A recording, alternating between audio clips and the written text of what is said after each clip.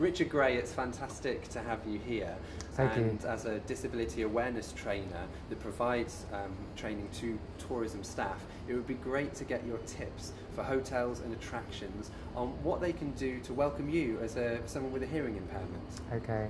Well, any deaf person, any hard of hearing person really needs three things from a hotel or tourist attraction.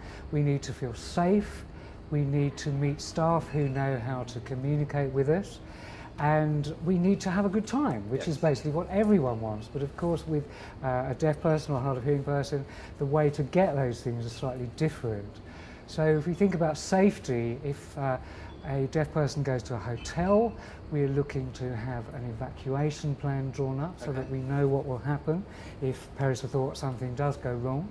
We're looking for visual as well as audible fire alarms, flashing fire alarms both in the public areas and in the rooms of a hotel.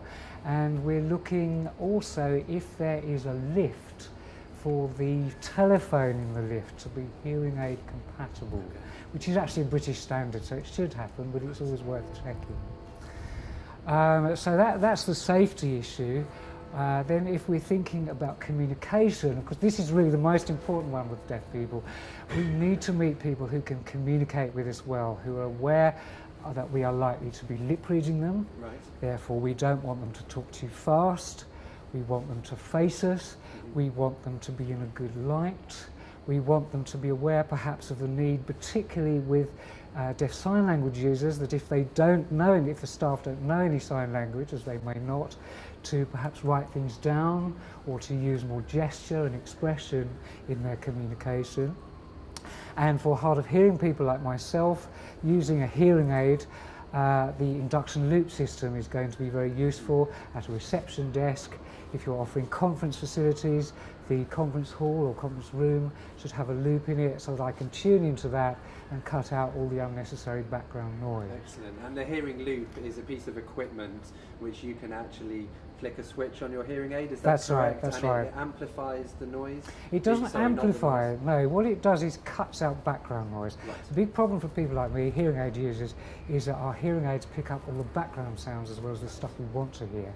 At a conference, for example, we want to hear the speaker, somebody behind you rustles their chocolates or papers or whatever, that drowns out the speaker. If I'm on a loop system, turning my hearing aid to T, I've switched off the microphone in my hearing aid, I'm tuning into that one sound source, the thing I want to hear at that moment. One thing we could come together on, one thing which really makes a hotel experience very good, is to make sure that the TV set in the hotel room has digital subtitles. Okay. I know I must get in that sign language users would really like to have sign language on the TV as well, and there's a lot more of that on the TV than there used to be. But if that isn't available for a particular program, if you've got a TV with digital subtitles, that's going to be great. Excellent. Thank you, Richard. And can I just add, when you do these things, put them on your access statement. Yes. Tell us that you're doing them, because I want to find hotels, attractions that are doing these things. I and my colleagues and friends will then go to.